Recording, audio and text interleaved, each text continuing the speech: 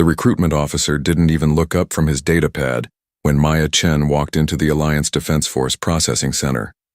She stood there for a full minute, waiting, her worn boots planted firmly on the scratched polymer floor. Around her, dozens of other hopefuls shuffled through various stations, their faces bright with dreams of defending humanity among the stars. "Next," the officer finally muttered, his eyes still glued to whatever he was reading. Maya stepped forward and placed her hand on the biometric scanner. The machine hummed, reading her genetic markers, her medical history, her entire life compressed into streams of data. She watched the officer's expression change from boredom to something closer to amusement. His lips twitched upward at the corners. Maya Chen, 22 years old, mining colony background, education level, colony standard, physical assessment score below average. He finally looked at her and his smile wasn't kind. "Why exactly do you think you belong in the Defense Force?" She'd heard variations of this question her entire life. Too small, too weak, too unimportant. Maya had grown up in the outer colonies where the only thing that mattered was how much ore you could haul in a 12-hour shift. Nobody cared about dreams there. Nobody cared about much of anything except survival. "Because someone needs to," she said simply. The officer snorted. "That's what they all say. Look, kid, the Defense Force isn't some charity program for colony workers who want to weigh off their rocks. We need soldiers. Real fighters. People who can handle themselves when the Krell come knocking." He leaned back in his chair, gesturing vaguely at the screen. "Your scores put you in the bottom 15% of applicants. You'd wash out in the first week of basic training." Maya felt the familiar burn of shame in her chest, but she kept her face neutral. She'd learned that much growing up in the mines. "Never let them see you hurt. Then let me wash out. But let me try. We're not a babysitting service. I'm not asking you to babysit me," Maya said, her voice steady despite the hammering of her heart. "I'm asking for the same chance you give everyone else. Test me. If I fail, I fail. But I earned the right to walk through that door just like everyone else here." The officer studied her for a long moment. Whatever he saw in her face, it wasn't enough to impress him. He tapped something on his data pad and a green light flickered on Maya's wrist scanner. "Fine. Report to Transport Bay 7 in 2 hours. Don't blame me when you're back on your colony in a month." Maya didn't thank him. She just turned and walked toward the exit, her spine straight, her head high. Behind her, she heard him mutter to his colleague, "Another washout.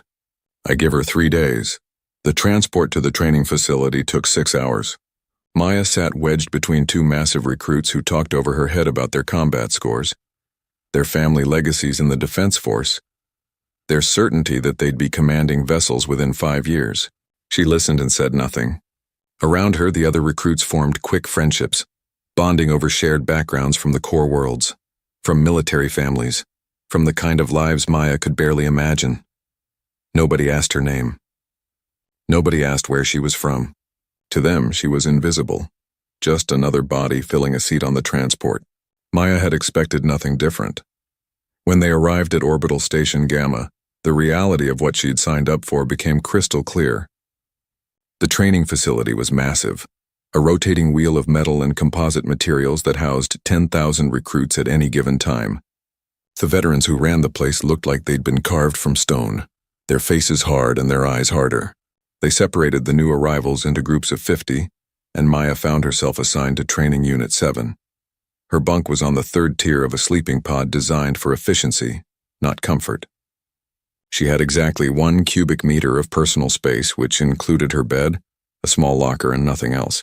The woman in the bunk below her was named Sasha Volkov, built like she could bench press a shuttle, with short blonde hair and the kind of confidence that came from growing up knowing you were destined for greatness. "First time off your colony?" Sasha asked not unkindly, as Maya stowed her single bag of belongings. "Yes. You'll get used to it. The first few weeks are the hardest. After that, it's just routine." Sasha smiled, revealing perfect white teeth. "I'm third-generation Defense Force. My grandmother fought in the First Krell War. Where's your family from?" "New Hebrides Mining Colony, Sector 7. The smile on Sasha's face didn't fade, but something in her eyes changed. Recognition, understanding, pity. "Oh, well, good luck." That was the end of the conversation. Maya lay on her bunk that night, listening to the sounds of 50 other recruits settling in, and stared at the curved ceiling above her.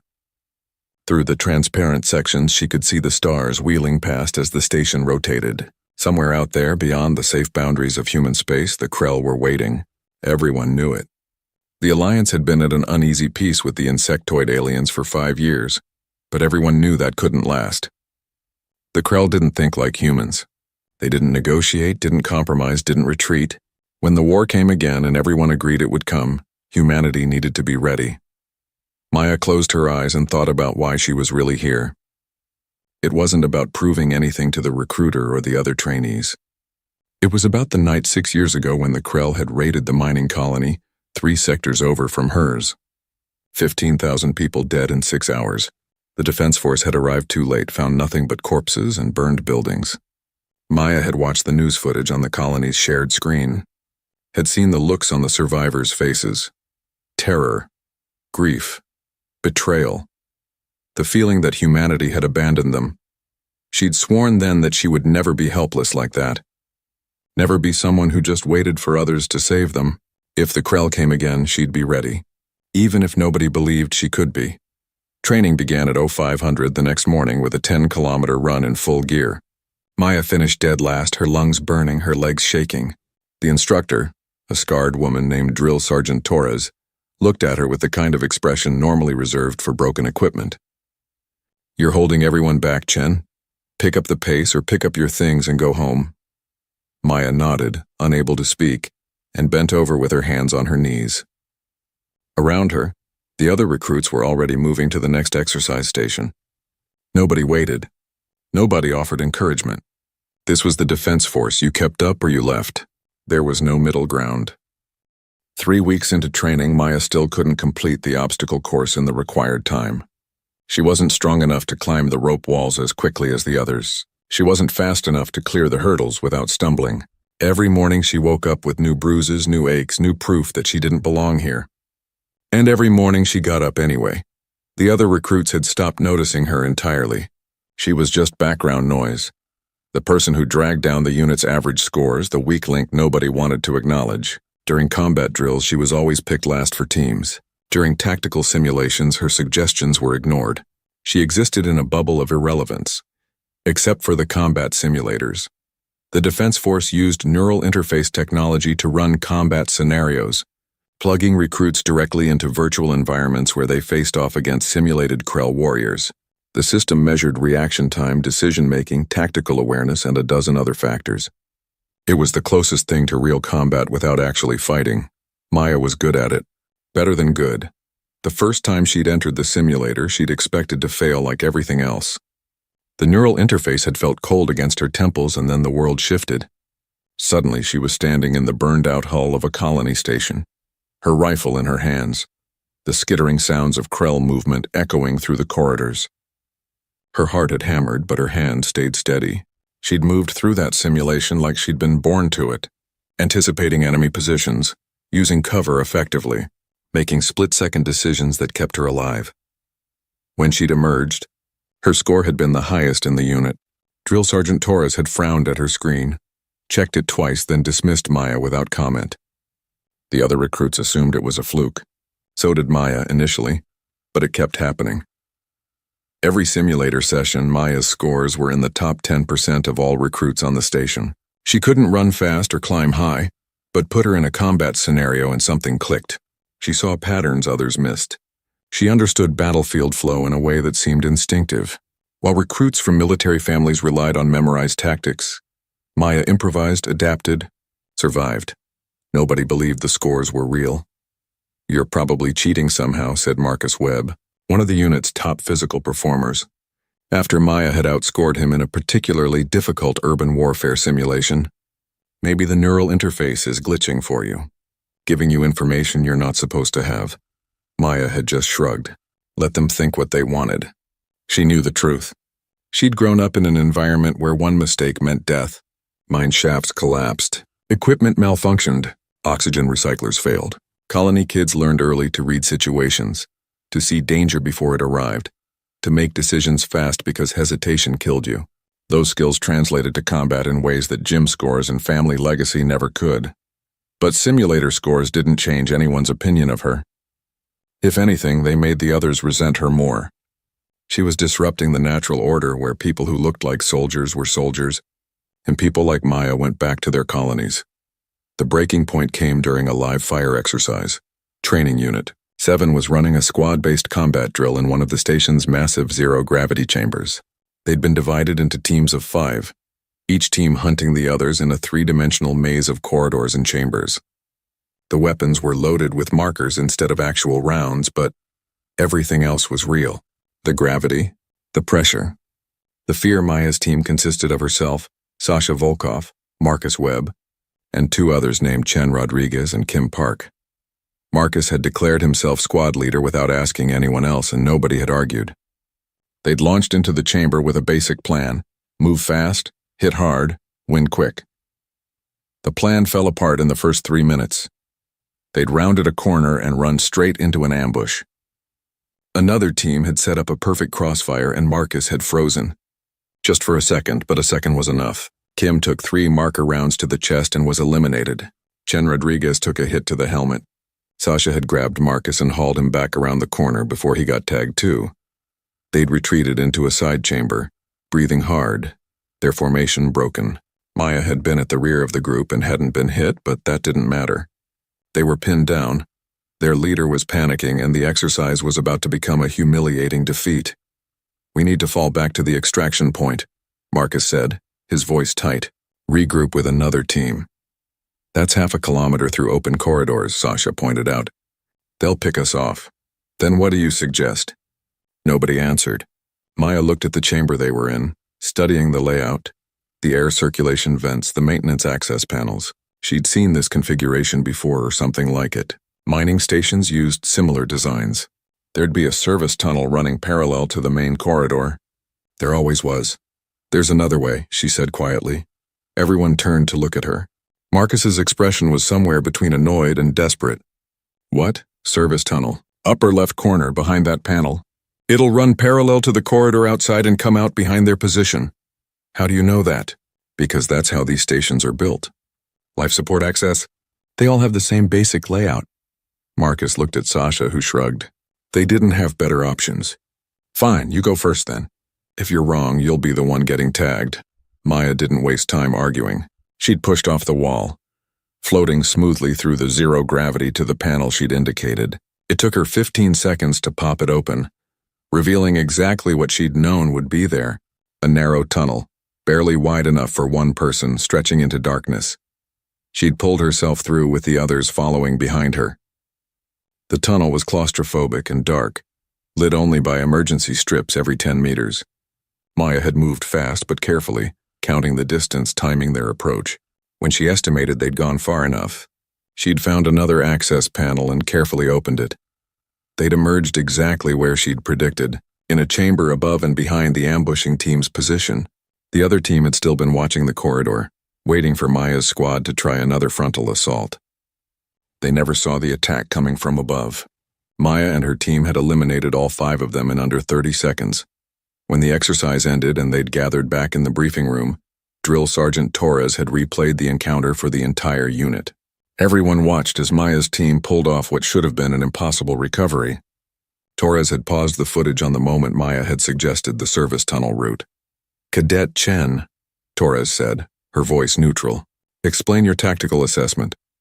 Maya had stood up, aware of 50 pairs of eyes on her. The ambush was well executed. They had superior position and superior numbers after they eliminated 2 of our team. A frontal assault or retreat would have resulted in further casualties. The service tunnel provided an alternative approach vector that allowed us to regain tactical advantage. "And you knew about this tunnel how?" "Mining colony experience, Sergeant. Station architecture follows standardized patterns for life support access." Torres had nodded slowly. "Your simulator scores suddenly make more sense, Cadet." She looked around at the rest of the unit. "This is exactly the kind of tactical thinking we need. Adaptation, using your environment. Not just memorizing doctrine, but understanding why it works and when to break it." Her gaze had settled back on Maya. "Well done." It was the first real praise Maya had received since arriving at the station. She'd sat back down, feeling the weight of those words, and tried to ignore the mixed expressions on her fellow recruits' faces. Some looked impressed. Others looked angry. Marcus looked like he'd swallowed something bitter. After that exercise, things changed. Not dramatically. Nobody suddenly wanted to be Maya's best friend. But she'd stopped being invisible. People knew her name now. In simulations, her tactical suggestions got considered instead of dismissed. Squad leaders stopped treating her like dead weight, but respect was still a long way off. Recognition wasn't the same as acceptance. Most of the unit still saw her success as an anomaly, something that worked in controlled training environments but wouldn't matter in real combat. They were waiting for her to fail when things got truly serious. Maya could feel that pressure every day. She was being watched now, judged, measured against expectations she hadn't asked for. One mistake would confirm what many of them still believed, that colony kids didn't belong in the defense force, that some people were meant to fight and others weren't, that Maya Chen was just lucky, and eventually her luck would run out. Graduation from basic training came faster than Maya expected. 6 months of brutal physical conditioning, tactical instruction, weapons training, and constant evaluation. Out of the original 50 recruits in Training Unit 7, 42 remained. Maya wasn't at the top of her class, but she wasn't at the bottom either. She'd settled somewhere in the middle, her combat scores pulling her up even as her physical assessments dragged her down. The ceremony was held in one of the station's observation decks, with families watching via holographic feed from across human space. Maya watched the other graduates embrace their parents, their siblings, their proud relatives who'd traveled to be there in person. Nobody called in for her. Her parents had died in a mining accident when she was 16 and she had no siblings. The colony administrator had sent a brief text message of congratulation that felt like it had been generated by an automated system.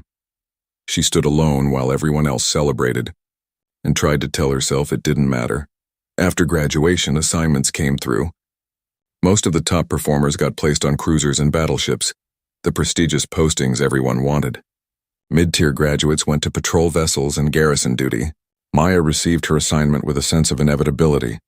The ADF Valor, a small frigate assigned to Outer Rim Patrol.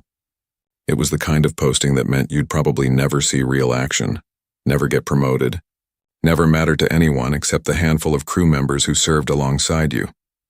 The Valor itself was 30 years old, patched together with replacement parts and running on systems that should have been upgraded a decade ago. The crew consisted of 85 personnel, most of them veterans who'd been passed over for better assignments or younger recruits like Maya, who hadn't impressed anyone enough to deserve something better.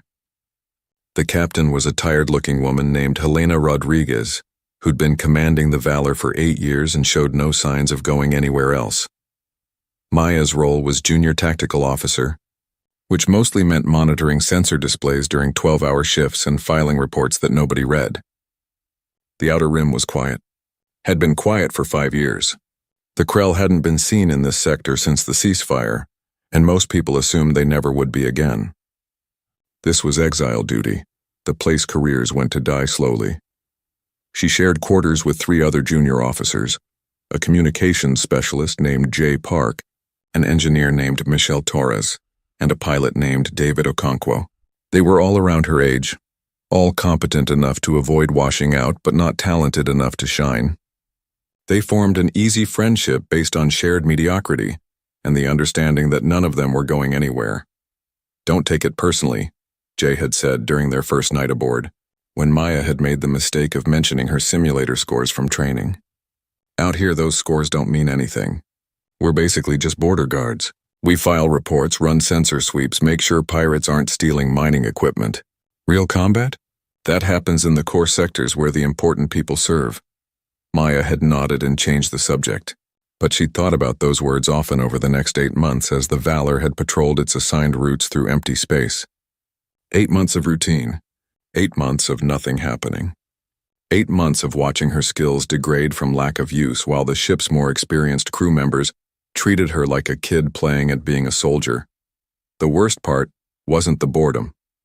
It was the growing suspicion that maybe everyone had been right about her. Maybe her simulator scores had been flukes.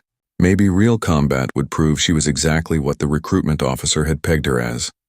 A colony kid with dreams too big for her reality. Then the Krell came back.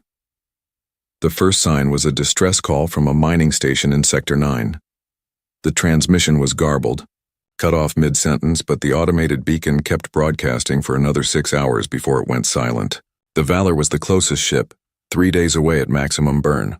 Captain Rodriguez had ordered them to full speed immediately, though everyone knew what 6 hours of silence from a station meant. Maya had been off duty when the call came through, trying to sleep in her cramped bunk. The ship's alarm had jolted her awake, and she'd been at her tactical station within 2 minutes, strapping into her chair as the Valor's ancient engines pushed them toward the emergency. Around her, the bridge crew moved with practiced efficiency, but she could see the tension in their faces. Some of them had fought in the First Krell War. They knew what finding that station would mean. 3 days was too long, Michelle had muttered over their private channel that night. Whatever happened there is over. We're going to find wreckage and bodies, file a report, and wait for a proper military response. She'd been half right. When the Valor dropped out of faster-than-light travel at the edge of Sector 9, their sensors immediately lit up with debris. The mining station was gone, reduced to twisted metal and frozen atmosphere. Hundreds of bodies drifted in the void, flash-frozen, their faces locked in expressions of terror. The bridge went silent as they absorbed the magnitude of what they were seeing.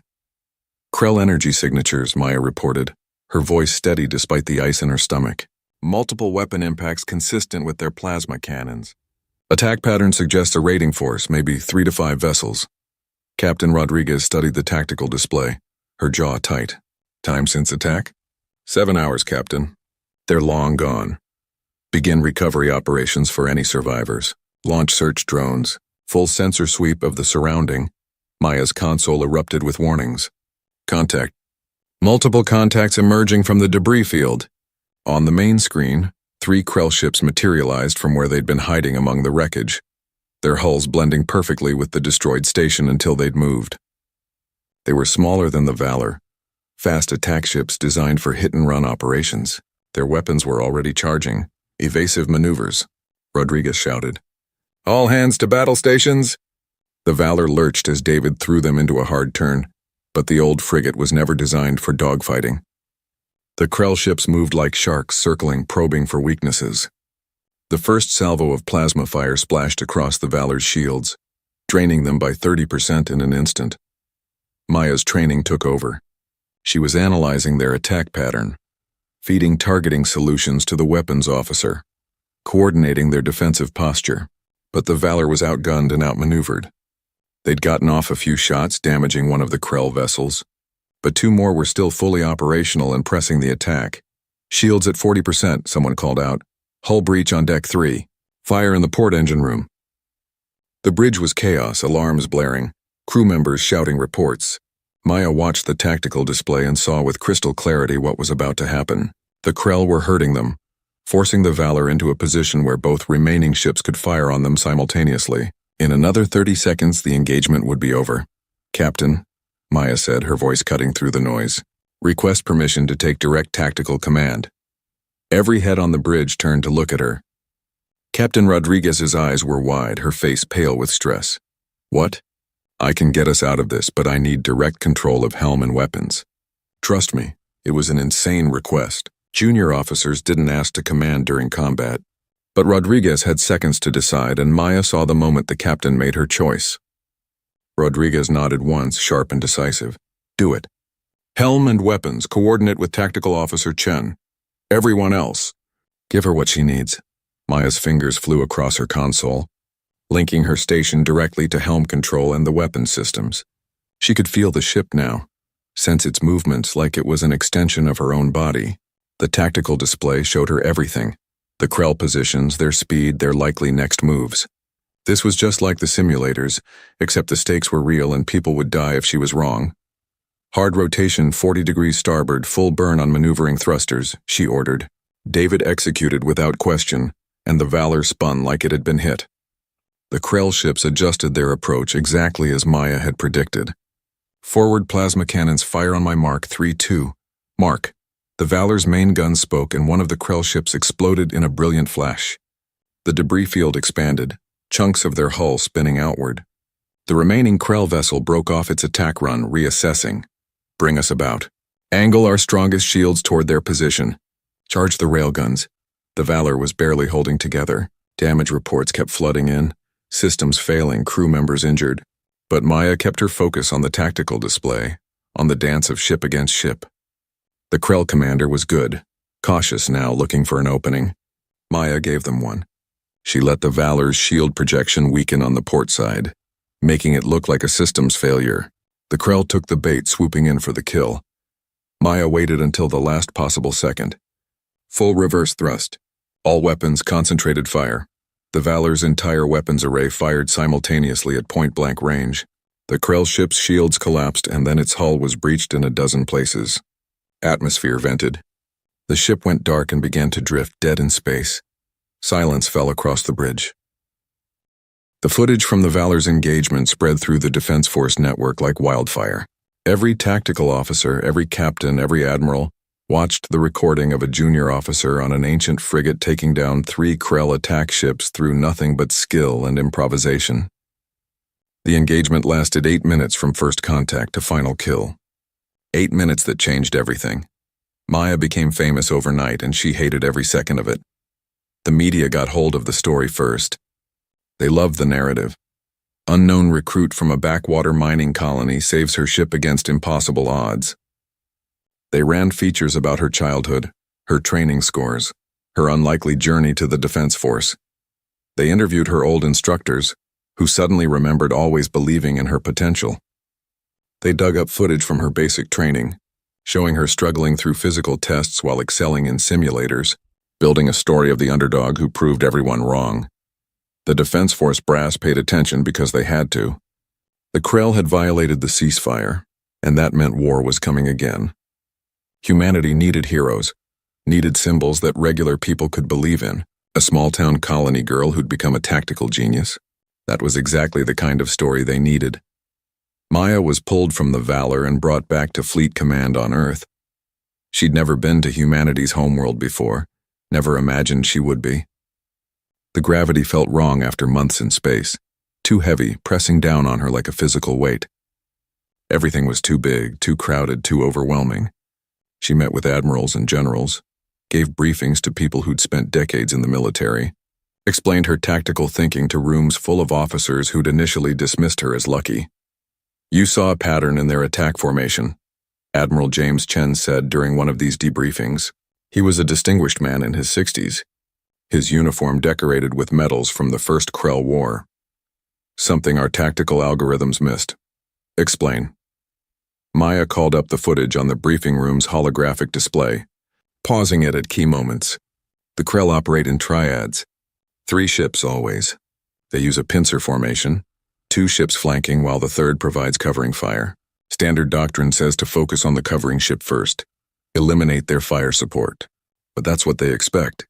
They reinforce the covering ship's shields because they know it's the obvious target. She advanced the footage to show the Valor's counterattack. "I targeted the flanking ships instead. They're more aggressive, more exposed, and they're not expecting to be hit first.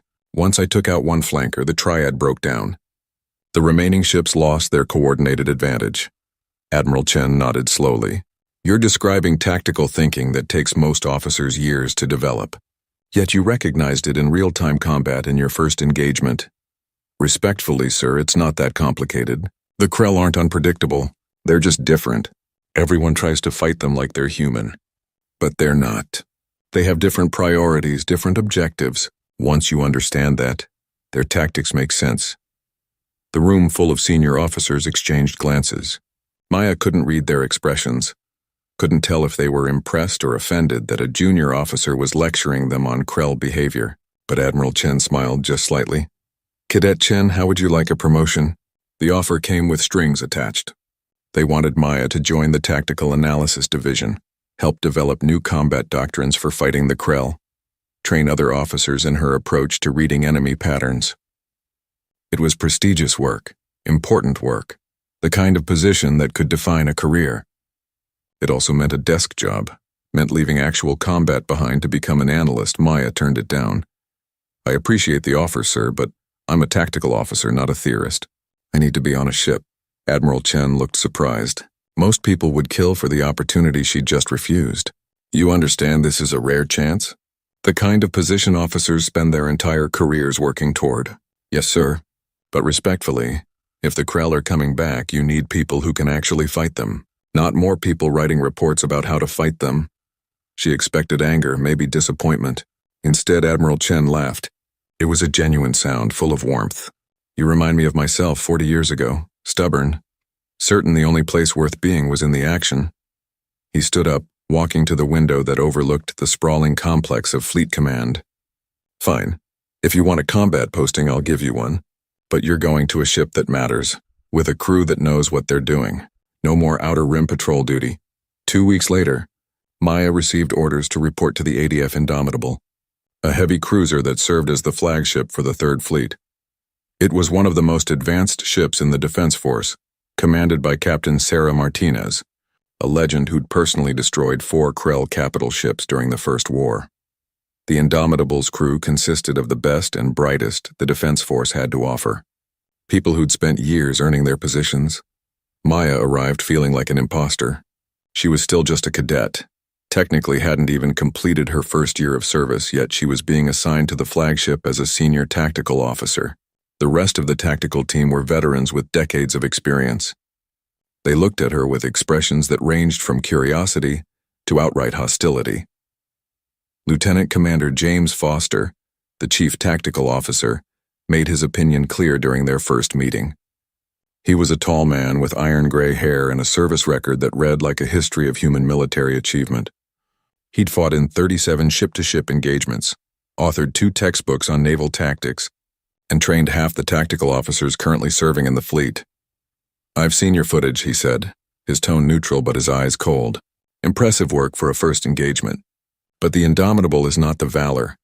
We operate at a different level here. You'll be working under my direct supervision until I'm satisfied you can handle the responsibility." Maya understood the subtext. He didn't want her here, didn't think she'd earned the position, and planned to make sure she knew her place. She could have argued, could have pointed to her scores or her combat record. Instead, she just said, "Yes, sir. I look forward to learning from you." Foster's expression suggested he didn't believe her humility was genuine, but he couldn't argue with proper military courtesy. He assigned her to third shift tactical monitoring, the least important rotation, where she could do the least damage if she screwed up. The other members of the tactical team were more welcoming, at least superficially. There was Lieutenant Maya Okoro, a simulation specialist who designed training programs used across the fleet. Lieutenant Zhang Wei, an expert in Krell technology and behavior patterns. Ensign Robert Torres, fresh from advanced tactical school with perfect scores and a family legacy that included 3 admirals. They were all brilliant, all accomplished, all skeptical that Maya belonged among them. She spent her first month aboard the Indomitable, mostly keeping quiet and observing. The ship ran with a precision that made the Valor look like amateur hour. Every system functioned perfectly. Every crew member knew their role down to the smallest detail. The captain's orders were executed with efficiency that bordered on telepathic. This was what a real Defense Force vessel looked like when it was operating at peak performance. Maya's duties during third shift were straightforward. Monitor the tactical sensors. Log any anomalies, wake Lieutenant Commander Foster if anything significant happened. Nothing significant ever happened on third shift. It was the quiet period when the ship ran on minimal crew while most personnel slept. For 4 weeks, Maya sat at her console for 8 hours a night, watched empty space scroll past on her displays, and wondered if she'd made a mistake refusing the analysis position. Then the Krell launched their invasion. It started with silence. 17 colonies went dark simultaneously across 6 sectors. No distress calls. No warning, just complete communication blackout. Fleet Command ordered all ships to battle readiness, and the Third Fleet moved toward the affected sectors at maximum speed. The Indomitable led the formation, 3 battleships and 7 cruisers arrayed in defensive pattern, ready for whatever they'd find. What they found was carnage on a scale nobody had imagined possible. The Krell had hit fast and hard, overwhelming colony defenses before anyone could react. By the time the Third Fleet arrived at the first colony, there was nothing left to save. 15,000 people dead. Infrastructure destroyed. The Krell had stripped the colony of resources and moved on like locusts. The same pattern repeated at every colony they checked. The Krell weren't just raiding anymore. This was systematic conquest. The fleet pushed deeper into the affected sectors, hunting for the Krell Armada. They found it 3 days later near the Kepler mining complex, a massive installation that provided 20% of humanity's processed metals. The Krell had surrounded it with a fleet that made Maya's blood run cold. 30 capital ships, 50 escort vessels, hundreds of fighters. It was the largest Krell force anyone had seen since the First War ended. Captain Martinez called a tactical briefing in the war room. Every department head attended, along with the senior tactical officers. The battle for Kepler mining complex lasted 18 hours. The Third Fleet carved through the Krell formation like a blade, but the enemy had numbers on their side and they fought with the kind of determination that made every meter of space costly. Ships on both sides burned. People died. But slowly, inexorably, the human fleet gained ground. Maya spent those 18 hours at her tactical station, coordinating fleet movements, identifying priority targets, adjusting strategy as the battle evolved. She barely ate, didn't sleep, survived on stimulants and adrenaline. Her hands moved across her console with mechanical precision, her mind processing information faster than she'd ever thought possible. This wasn't a simulation. Every decision she made had immediate consequences measured in lives saved or lost. Lieutenant Commander Foster worked beside her, and somewhere during those endless hours, his skepticism transformed into something resembling respect. He stopped questioning her calls, started trusting her tactical assessments, began treating her like a partner rather than a liability. When Maya identified a weakness in the Krell command ship's defensive screen, Foster executed the attack pattern without hesitation. When Foster recognized a feint in the enemy's movements, Maya adjusted the fleet's formation to counter it before he even finished explaining what he'd seen. They developed a rhythm, 2 tactical minds working in perfect synchronization. The rest of the bridge crew noticed it too.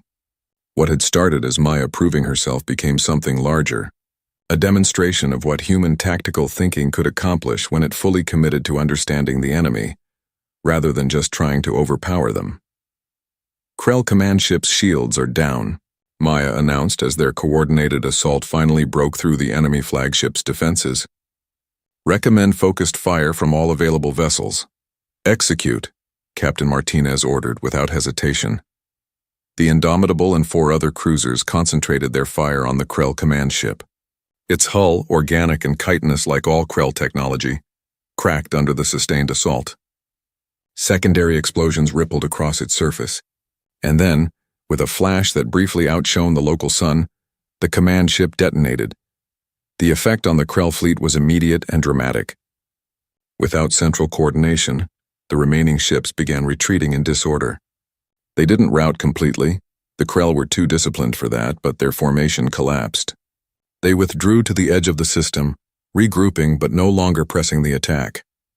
The Third Fleet had won. Against 3-to-1 odds, they defeated a Krell armada and saved the mining complex. The cost had been heavy. 2 cruisers destroyed, every surviving ship damaged, over 3,000 casualties, but they'd won. And inside the mining complex, 37,000 workers were still alive, terrified but intact. The bridge crew erupted in exhausted cheers. People were crying, laughing, embracing. Captain Martinez stood at the center of it all, her face showing the strain of 18 hours of continuous combat, and looked directly at Maya. "Chen," the captain said, her voice cutting through the celebration. "That was the finest display of tactical command I've witnessed in 30 years of service. You saved this fleet and 40,000 lives." Maya didn't know what to say. She felt numb, disconnected from the victory, too aware of the ships they'd lost and the people who'd died executing her strategies. "Just doing my job, Captain." "No," Martinez said firmly. "You did considerably more than your job. Foster?" Lieutenant Commander Foster stood, his uniform rumpled and dark circles under his eyes. He looked at Maya for a long moment. "I was wrong about you, Chen. Completely wrong. You're not just good at this. You're exceptional. I've worked with the best tactical officers in the fleet, and you're operating at a level most of them will never reach." He extended his hand. "It's been an honor serving beside you." Maya shook his hand, seeing genuine respect in his eyes. It felt surreal. 6 months ago, she'd been finishing last in obstacle courses, getting dismissed by recruitment officers, being told she didn't belong. Now she was standing on the bridge of the fleet flagship, being praised by legends. having just commanded a battle that would be studied in military academies for generations. The aftermath of the battle brought more attention than Maya could have imagined. The footage from the Kepler engagement spread even faster than her first combat recordings had. Military analysts studied her tactics, breaking down every decision, every adjustment, every moment where she'd anticipated Krell movements before they happened. The media made her into something even larger than before, not just the colony girl who'd saved her ship, but the tactical genius who'd saved an entire fleet. Admiral Chen summoned her back to Earth 3 weeks after the battle. Maya reported to Fleet Command still wearing her rumpled uniform, having come directly from the Indomitable without even stopping to shower. The Admiral received her in his private office, a space decorated with memorabilia from 40 years of service. "Sit," he said, gesturing to a chair. "You look exhausted." "Haven't slept much lately, sir." Maya sat, trying not to collapse into the chair. Admiral Chen poured 2 glasses of water and slid one across his desk to her. "The Kepler footage has been viewed by every tactical officer in the fleet. Do you know what conclusion they've reached?" "That I got lucky twice, sir." He smiled. "No. That you represent a fundamental shift in how we need to think about naval combat. Your approach, reading enemy patterns, anticipating behavior, using their own doctrine against them, it works, not just in isolated incidents but as a comprehensive tactical philosophy." Maya sipped her water, processing this. "With respect, sir, it's not revolutionary. It's just paying attention." "It's revolutionary because nobody else is doing it," Admiral Chen corrected. "We've spent decades developing tactical doctrine based on human assumptions about how combat should work. You threw that out and started from scratch, built your understanding from actual observation of Krell behavior. That's why you win." He stood and walked to his window, looking out over the sprawling complex below. "The Krell invasion is escalating. We've lost 12 more colonies in the past week. They're pushing toward the core systems, and if they maintain this momentum, they'll reach Earth within 6 months. We need every advantage we can get, which means we need you training our tactical officers. We need your methods disseminated throughout the fleet." "Sir, I already refused the analysis position." "This isn't a desk job," Admiral Chen interrupted. "I'm creating a new division, Tactical Innovation Command. You'll have authority to recruit your own team, develop training programs, and deploy with fleet operations as needed. You'll hold the rank of commander, report directly to me, and have freedom to implement whatever strategies you think will win this war." Maya stared at him. "Commander?" That was a rank that typically took 15 years to achieve. She was barely 23 years old. "Sir, the other commanders will never accept that. I'd be jumping over hundreds of more experienced officers." "Let me worry about the politics," Admiral Chen said. "Your job is to do what you do best, figure out how to beat the Krell. Are you interested?" Maya thought about everything that had led to this moment. The recruitment officer who'd told her she'd wash out in a week. The drill sergeant who'd looked at her like broken equipment. The countless times she'd been dismissed, overlooked, treated as if her existence was an inconvenience. And then she thought about the faces of the 37,000 workers they'd saved at Kepler. The crew members of the Valor who'd survived because she'd known how to read Krell attack patterns. The future battles where her tactical approach could make the difference between victory and extinction. "Yes, sir," she said. "I'm interested." The promotion ceremony was held in the Grand Hall of Fleet Command, broadcast across human space. Maya stood at attention in her new uniform, commander's insignia gleaming on her collar, while Admiral Chen read the commendation. Thousands of officers filled the hall, some looking impressed, others resentful, all of them curious about this young commander who'd risen so impossibly fast. Captain Martinez was there, smiling with pride. Lieutenant Commander Foster attended with the rest of the Indomitable's tactical team. Even some of Maya's old training unit had shown up, including Sasha Volkov and Marcus Webb. Their faces showed complicated emotions, respect mixed with envy, pride mixed with disbelief. After the ceremony, as Maya navigated through crowds of well-wishers and curious onlookers, she found herself face-to-face with the recruitment officer who'd processed her application 2 years ago. He looked older than she remembered, his face lined with stress. He clearly recognized her but seemed unsure whether to speak. "Cadet Chen," he said finally, then corrected himself. "Sorry, Commander Chen. I wanted to congratulate you on your achievements." Maya studied him, remembering his dismissive tone, his certainty that she'd wash out in a week. She could have called him out, could have made him acknowledge how wrong he'd been. Instead, she just nodded. "Thank you. I hope you're giving other colony applicants a fair chance these days." He had the grace to look ashamed. "I am. Your success has changed a lot of minds about recruitment criteria. We're accepting more applicants from unconventional backgrounds now." "Good," Maya said. "Some of the best soldiers come from places where survival isn't guaranteed." The turning point came 8 months into the war, during the defense of the Arcturus system. It was humanity's last major defensive position before the Krell reached the core worlds. If Arcturus fell, Earth would be exposed. The Alliance committed everything they had, pulling ships from every sector, assembling the largest human fleet in history. 247 vessels, from massive battleships to nimble frigates, arranged in defensive formation around the system's inhabited planets. The Krell brought 500 ships.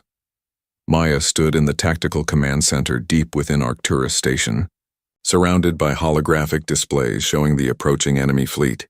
Around her, the entire command staff of the Alliance Defense Force had gathered. Every admiral, every senior officer, everyone who would determine humanity's strategy in this final, desperate battle. The mood was grim. Everyone had seen the projections. Even with perfect execution, even with every advantage, the numbers weren't in humanity's favor. Admiral Chen addressed the assembled officers, his voice steady despite the impossible situation. "We're outnumbered 2-1. The Krell have committed their entire invasion force to this system. Intelligence suggests this is their final push. They're going all in, betting they can break our defensive line and strike directly at Earth." He paused, letting that sink in. "If they're right, the war ends here. But if we can hold them, if we can break their fleet, we'll have bought humanity the time it needs to rebuild, rearm, and eventually take back everything we've lost." The room remained silent. Everyone understood what was being asked of them. This wasn't about winning the war. It was about surviving long enough to have a chance at winning later. Admiral Chen turned to Maya. "Commander Chen, you've studied the Krell more extensively than anyone alive. What's your assessment?" Maya called up the tactical data on the main display, showing the Krell fleet's composition and formation. She'd been analyzing it for the past 6 hours, running simulations, looking for any weakness they could exploit. What she'd found wasn't encouraging, but it was something. "The Krell are committing everything to a direct assault," she said. "No feints, no diversions. They're going to hit us head-on with overwhelming force and expect us to break under the pressure. Standard human defensive doctrine would have us meet them in layers, falling back from one defensive position to the next, bleeding them the whole way. But that gives them the initiative. We'd be reacting to their moves instead of forcing them to react to ours. So what do you propose?" Admiral Chen asked. Maya manipulated the display, showing a new formation. "We abandon defensive posture entirely. We take the entire fleet and we attack." The room erupted.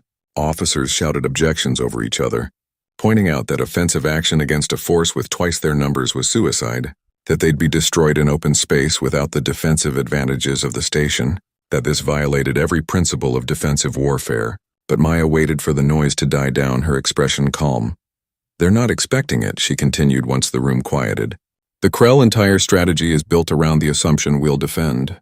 They've positioned their fleet for a siege assault, optimized their formation for breaking through static defenses. If we hit them while they're configured for offense, not defense, we create chaos. And in chaos, numbers matter less than flexibility.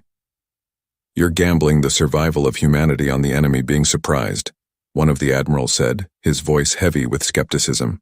"What if you're wrong? What if they adapt?" "Then we lose," Maya said simply. "But we're going to lose anyway if we play by their rules. The only way we survive this is by refusing to fight the battle they want to fight." Admiral Chen studied the proposed formation, running calculations in his head. Finally, he looked around at the other senior officers. "We're out of good options. Every simulation of a conventional defense ends with our defeat. Commander Chen's approach at least offers the possibility of victory, even if it's a small one." He straightened, making his decision. "We execute Commander Chen's plan. All fleet elements prepare for offensive operations. We launch in 4 hours. The room cleared as officers rushed to their commands, preparing their ships for what might be the last battle of the war. Maya remained behind with Admiral Chen and a handful of senior tactical staff, refining the attack plan, identifying priority targets, coordinating the hundreds of details that meant the difference between a coordinated assault and a chaotic disaster. "You understand what you're asking people to do?" Admiral Chen said quietly during a brief pause. "You're asking tens of thousands of crew members to abandon safety and charge into death." "I know," Maya said. "But staying safe guarantees we lose. At least this way we have a chance. I hope you're right, for all our sakes." 4 hours later, the Alliance fleet launched from Arcturus Station in a formation that looked like madness to traditional military thinking. Instead of defensive layers, they'd formed 3 massive spearheads, each commanded by a capital ship, and containing a mix of vessel types optimized for breakthrough assault. Maya had positioned herself aboard the ADF Indomitable again, working alongside Foster and the rest of the tactical team she'd trained over the past months. Captain Martinez commanded the center spearhead, the tip of humanity's desperate gamble. The Krell fleet detected them immediately and began adjusting their formation, shifting from siege configuration to combat readiness. But they were slow, not expecting the humans to abandon their defensive position. The Alliance fleet covered the distance at maximum burn, engines pushed beyond safety limits, racing to close the gap before the Krell could fully respond. 2 minutes to engagement range, Foster announced, his voice steady. He'd learned to trust Maya's instincts, even when they seemed to contradict everything he'd been taught.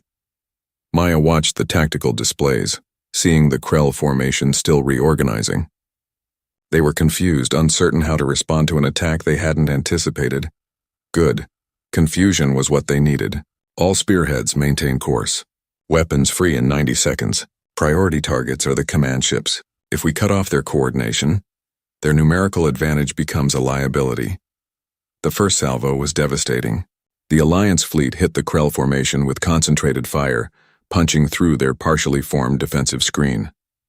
Krell ships exploded, their organic hulls unable to withstand the focused assault.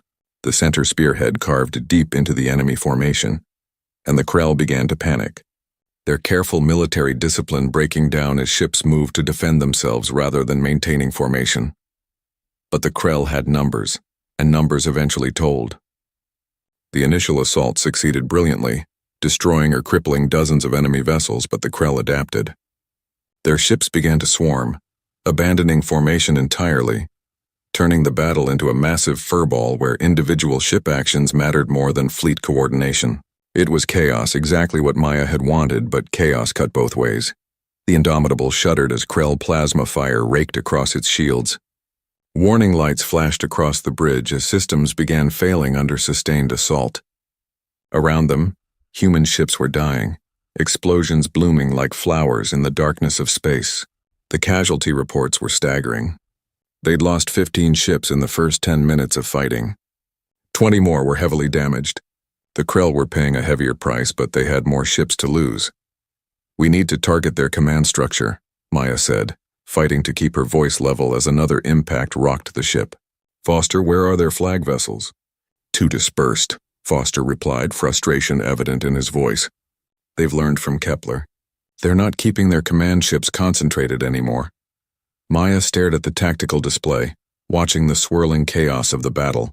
The Krell had adapted just like she'd feared they might. They'd studied humanity's tactics just as she'd studied theirs, and they'd found countermeasures. This wasn't going to be another brilliant victory built on enemy predictability. This was going to be a brutal slugging match where the side that could endure the most punishment would win, and humanity couldn't endure as much punishment as the Krell could. "Commander," Captain Martinez said, her voice cutting through the chaos on the bridge. "We're losing this fight. We need a new approach." Maya knew she was right. The battle had been going for 20 minutes and the casualty ratios were unsustainable. At this rate, the Alliance fleet would be destroyed within an hour, and the Krell would still have 200 ships left to assault Earth. Every tactical principle she'd developed, every pattern she'd identified seemed useless against an enemy that had learned to abandon their own doctrine, to counter hers. Then she saw it. Not a pattern in the Krell movements, but a pattern in their chaos. They'd dispersed their command ships to avoid concentrated fire, but that meant those command ships needed to maintain communication with their subordinate vessels. And communication required signal coordination, which created overlapping transmission patterns that could be detected and exploited. I need to address the entire fleet, Maya said suddenly. Emergency command frequency. Captain Martinez didn't hesitate. Open fleet-wide channel. Maya's voice went out to every ship in the Alliance fleet, 232 remaining vessels, each fighting for survival. All ships, this is Commander Chen. I need you to trust me and execute the following maneuver immediately. All vessels with working sensors, feed your data to Central Tactical. We're going to map the Krell communication network in real time and use it to identify their command ships even though they're hiding among regular vessels. She transmitted the technical specifications for the sensor integration she needed, a real-time data-sharing network that would let them pool information from every surviving ship. It was improvised, untested, and required perfect coordination from crews that were fighting for their lives. She was asking the impossible. They did it anyway. Within 3 minutes, sensor data from hundreds of ships began flowing into the Indomitable's tactical computers. The combined information created a picture far more detailed than any single ship could generate. And there, hidden among the chaos, Maya saw them. 37 Krell command vessels, distinguishable not by their appearance but by the transmission patterns flowing to and from them. All ships, Maya broadcast. I'm transmitting targeting priorities now. Ignore everything else. Focus all fire on these specific vessels. Execute immediately. The Alliance fleet responded with devastating precision. Every ship that could still fight turned their weapons on the identified command vessels. The Krell tried to respond, to protect their exposed commanders, but it was too late. One by one, the command ships died, and with them died the Krell fleet's ability to coordinate. What had been organized chaos became simply chaos. Krell ships began firing on each other in confusion. Unable to distinguish friend from foe, their sophisticated group tactics collapsing into individual panic. The tide of battle turned. The Alliance fleet pressed their advantage, systematically destroying the now disorganized Krell forces. It took another 2 hours of brutal combat, but eventually the enemy broke entirely. The surviving Krell vessels, maybe 70 ships, retreated from the system in complete disorder, abandoning their invasion, abandoning their dead, fleeing back to their own territory. Humanity had won. At terrible cost, 143 ships destroyed, 20,000 dead. But they'd won. The Krell invasion was over. Earth was safe. Maya collapsed into her chair as the last Krell ship disappeared from sensors, her body shaking with exhaustion and relief. Around her, the bridge crew was celebrating, crying, embracing. Captain Martinez approached and placed a hand on her shoulder. You did it, the captain said quietly. You saved us all. Maya looked up at her, seeing the deep respect in Martinez's eyes. We did it together, ma'am. Every person in this fleet. The aftermath of the Battle of Arcturus became the defining moment in human military history. The footage from the engagement was studied in every military academy across human space. Maya's tactical innovations became standard doctrine. The Defense Force reorganized its entire command structure around principles she'd developed. Within a year, she was promoted to Admiral, the youngest in human history, and given command of the entire tactical division. The Krell never attempted another invasion. They'd been broken at Arcturus, their military capacity shattered. The peace that followed was uneasy but lasting, both sides having learned that neither could simply overwhelm the other. Humanity had survived its greatest test, and it had survived because one person from a backwater mining colony had refused to accept that she didn't belong. 10 years later, Maya stood once again in the Grand Hall of Fleet Command. This time she was there to speak to the newest class of recruits, hundreds of young people from every corner of human space who'd chosen to serve. She looked out at their faces and saw herself at 22, uncertain, afraid, but determined. They're going to doubt you, she told them. Some of you will be told you're too weak, too small, too different, too anything. They'll look at where you come from and decide what you're capable of before you've had a chance to prove anything. And maybe they'll be right sometimes, but maybe they won't be. The only way to know is to try. She paused, remembering the recruitment officer, the obstacle courses, the nights spent alone wondering if everyone else was right about her limitations. Your background doesn't determine your future. Your scores don't define your potential. What matters is whether you're willing to adapt, to learn, to keep fighting even when everyone says you should quit. The Defense Force doesn't need perfect soldiers. It needs people who refuse to give up. Looking at those young faces, seeing the hope and determination in their eyes, Maya Chen smiled. She'd come a long way from the girl who'd been told she'd wash out in a week, and somewhere in that crowd of recruits, she knew there were others like her, people who nobody believed in yet, people who would prove the doubters wrong and change everything. The war had taught humanity many lessons, but perhaps the most important was this: never underestimate someone just because they don't fit your expectations. The person who saves you might come from the last place you'd think to look, wearing a face you'd never expect, carrying skills you didn't know mattered. And when they succeed despite your doubts, the only thing to do is learn from them and become better yourself. Maya had proven them all wrong, and in doing so she'd shown humanity a new way forward.